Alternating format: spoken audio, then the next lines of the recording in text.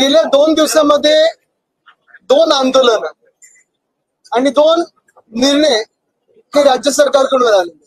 पहिलं आंदोलन आमचा जो इशारा होता की 25 लाख विद्यार्थ्यांसाठी आम्ही रस्त्यावर उतरू, कारण 11वीच्या प्रवेशाचा घोळ जो घातलेला आहे ह्या शालेय शिक्षण खात्याने आणि ऑनलाईन ऍडमिशनच्या पूर्ण जे काही आपण पाहतोय कंपनी, लगेचच त्यावेळी पहिली यादी लागली, त्या यादीमध्ये अजूनही घोळ आहे.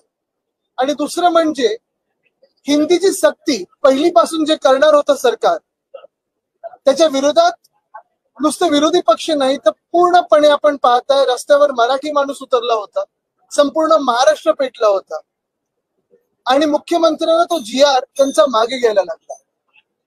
अजूनही आम्ही लेखी त्यांचं जे काही आदेश असतात त्याची वाट पाहत आहोत, कारण ह्यांच्यावर किती विश्वास ठेवायचा हा जनतेला माहिती. तरी देखील कालचा विजय मोठा आहे आणि मराठी माणूस जर एकवटला, महाराष्ट्राची ताकद जर एकत्र आली तर काय चमत्कार घडू शकतो आणि ताकद किती आपली ही दिसते.